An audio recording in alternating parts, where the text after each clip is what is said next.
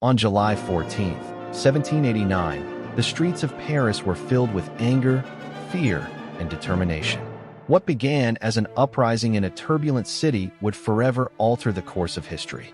This was the storming of the Bastille, a moment that marked the beginning of the French Revolution. To understand why the storming of the Bastille was so significant, we first need to take a look at the social and political climate of France in 1789. At the time, the French population was divided into three estates: the clergy, the nobility, and the common people, or third estate. While the first and second estates enjoyed wealth and privilege, the third estate, which made up 98% of the population, struggled with extreme poverty, hunger, and heavy taxation. Meanwhile, King Louis XVI and his court lived in opulence, leading to rising resentment among the people. By the summer of 1789, France was on the brink of collapse.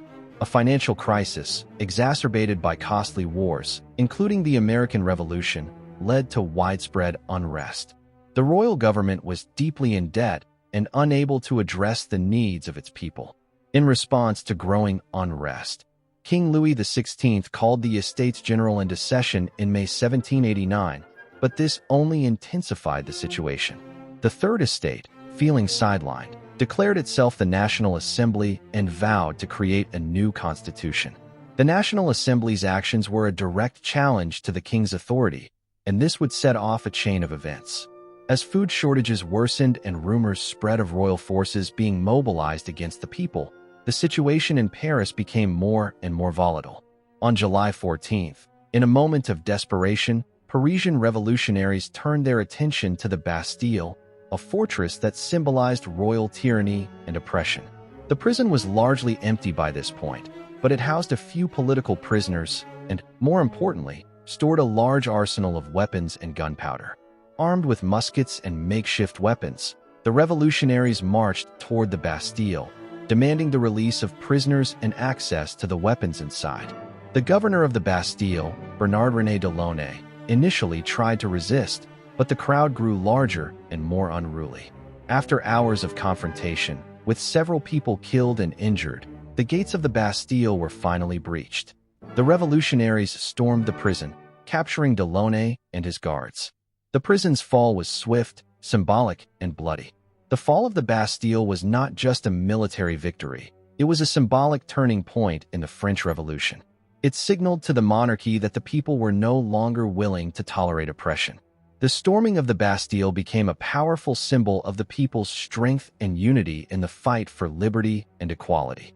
In the aftermath, the event inspired uprisings in other parts of France, leading to the eventual downfall of the monarchy and the rise of the French Republic. Today, July 14th is celebrated annually as Bastille Day, France's national day, a reminder of the power of the people to change the course of history. The storming of the Bastille was a critical moment in the French Revolution, but its significance goes far beyond just the events of that day. It represented the collapse of an old regime, the fight for individual freedoms, and the start of a new chapter in world history. It inspired revolutions around the world, showing that even the most entrenched powers could be overthrown when people united for a cause. And today, the storming of the Bastille stands as a powerful reminder of the strength of the human spirit and the fight for freedom. The storming of the Bastille was more than just the fall of a prison. It was the birth of a movement that would shape the future of nations. Thank you for watching. If you enjoyed this deep dive into history, don't forget to like, share, and subscribe for more insightful videos about the people and events that shaped the world.